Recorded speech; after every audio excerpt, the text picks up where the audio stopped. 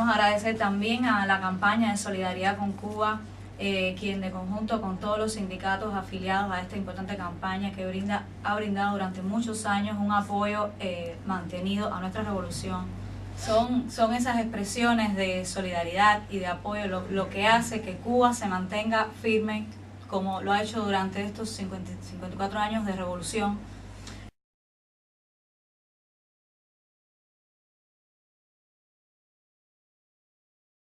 Firstly, just to take that opportunity to reaffirm the TUC's commitment to our friends in Cuba, to the people of Cuba, and to all your fantastic achievements. And I think I don't need to rehearse them to you. I think many of us know the great achievements on literacy, the great achievements on health.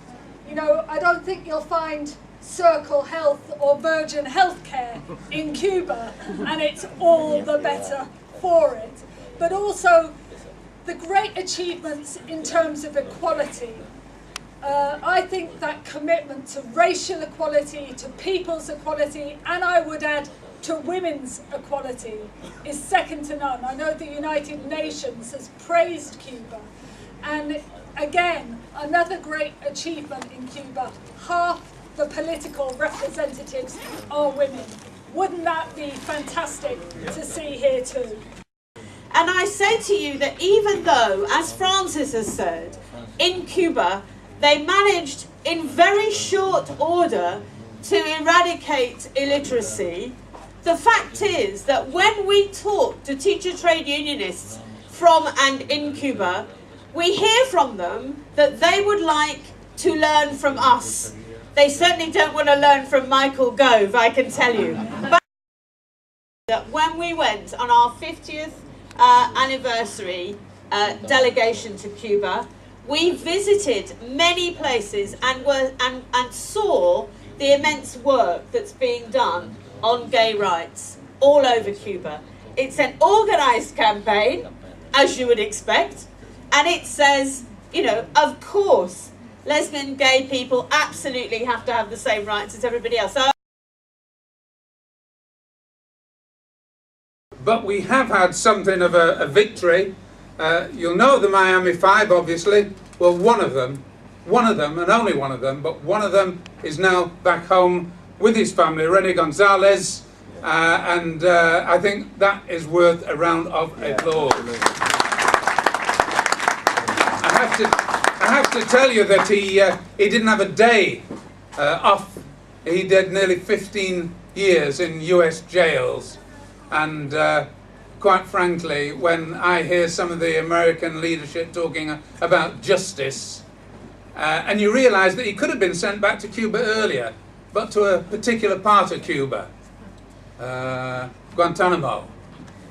And when I hear some of the US leadership talking about justice and fairness, and they say about torture, and they talk about people who are terrorists, I think, well, look at yourself in the mirror sometime. Su trabajo el que ha permitido que el caso de nuestros 5 hermanos haya roto esas barreras de la información, esas barreras que muchas veces nos impide llegar a un público más amplio para explicarle la realidad de estos 5 hombres que no solo estaban protegiendo al pueblo cubano de acciones terroristas contra su pueblo, su soberanía, sino a todo el mundo y especialmente y digo a los Estados Unidos porque es en este país donde viven estos terroristas que durante años han planeado y han ejecutado acciones que han puesto en peligro y han causado la muerte de muchas personas sin razón.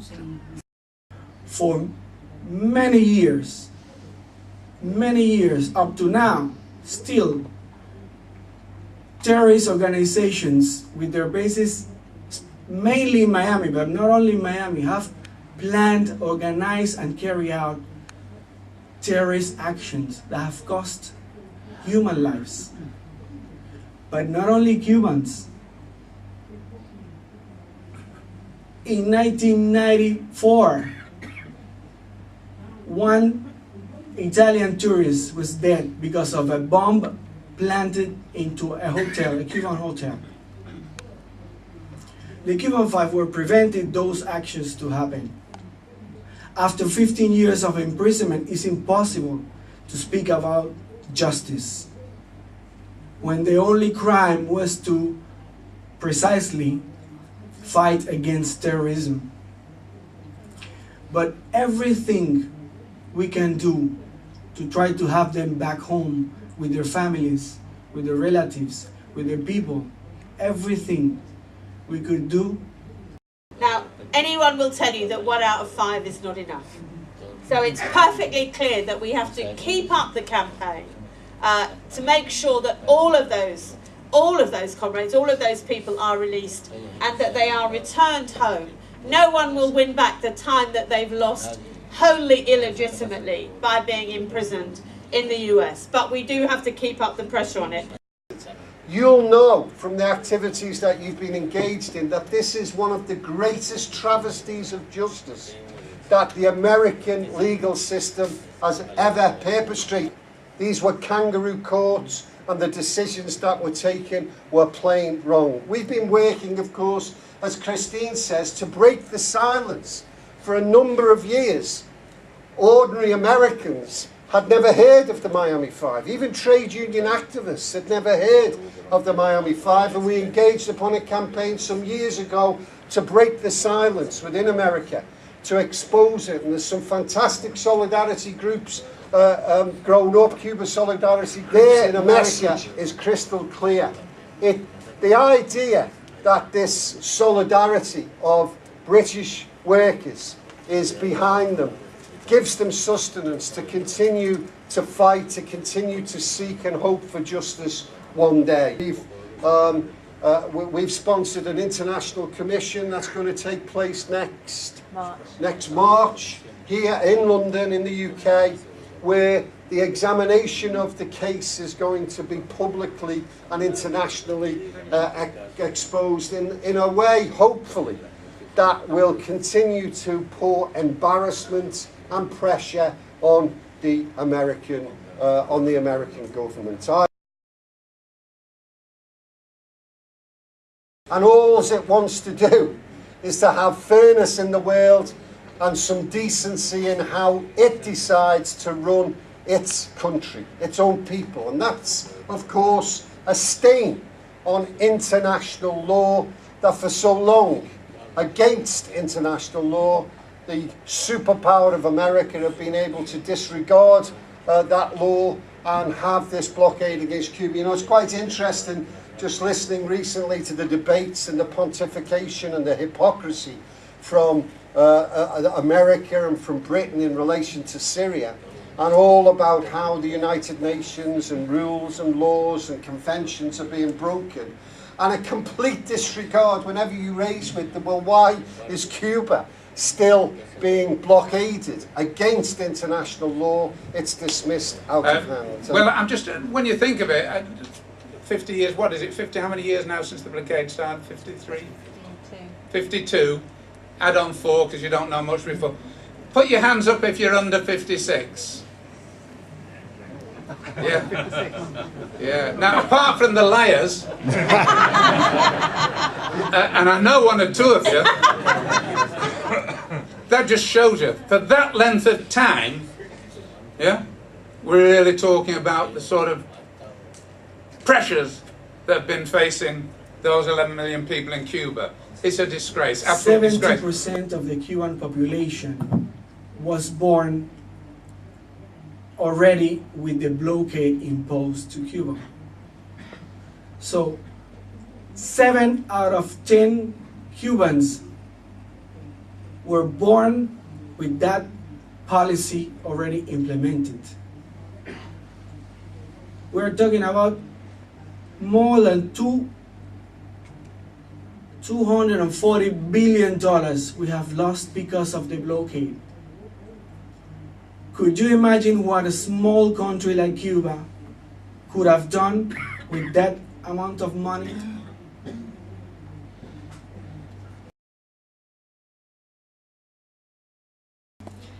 De nosotros como jóvenes pudiéramos decirle que hemos nacido luego del triunfo de la revolución. No somos la generación histórica del comandante Fidel, de Ernesto Che Guevara, de Camilo y de muchos otros héroes que, si bien quedaron en el camino de la revolución, de del logro de los objetivos de la revolución, pues su ejemplo se ha repetido y se mantiene vivo en cada uno de nosotros. Podemos decirles que son profundas, que incluyen cambios esenciales en nuestra economía, en nuestra sociedad, pero para nada que no les asuste a ninguno. Cuba está trascendiendo hacia una forma, hacia el capitalismo, como muchas personas en el mundo piensan, sino que todas estas transformaciones están contribuyendo a reafirmar nuestra sociedad, nuestro sistema. Cuba pushed forwards the changes, basically economic changes, but not for going to capitalism. The fact that we're opening more to non-state work, it doesn't mean that we are renouncing to socialism and that we are renouncing to the achievements the revolution has achieved over these more than 50 years. All the contrary. Those measures that have been taking place in Cuba are to upgrading the life standards of the Cuban population.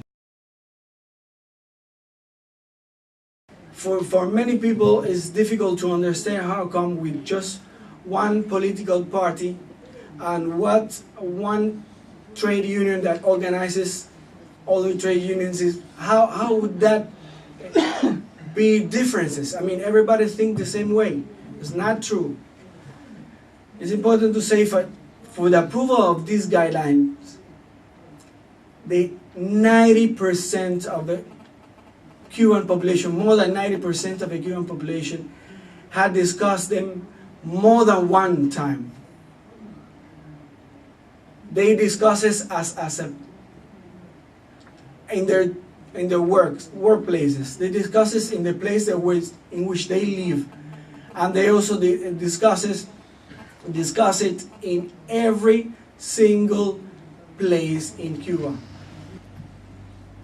We have been talking about how the role of the young trade unionists in Cuba. We can say that right now, nearly 40% of the general secretaries of those local groups are young, are under 25 years old.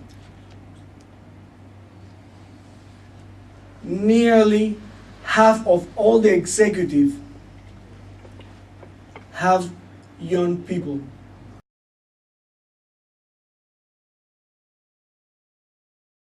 And I want to confirm our commitment to standing by the side of Cuba in ending that senseless, pointless blockade that punishes the people of Cuba. I want to reaffirm our commitment to, yes, of course, we welcome the release of René, but we want to see all of the Miami Five free at last, together. And also to reaffirm our commitment that we will continue to use the strength we have, not only as a trade union movement here, but internationally, to keep up pressure on Europe, on the US, to start treating Cuba with the respect that it deserves.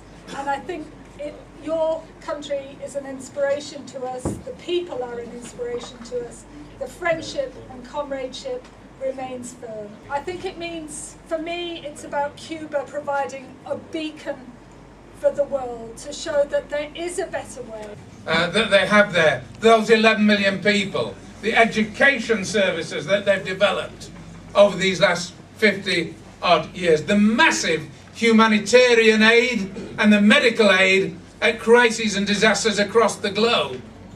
I mean, and these are people who've been under major economic blockade. Imagine what it's going to be like, that happy day when that blockade's off.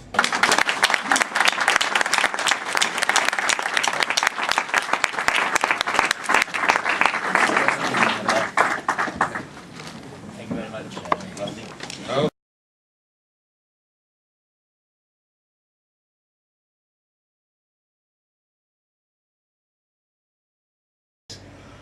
Viva los Cincos! Viva Cuba!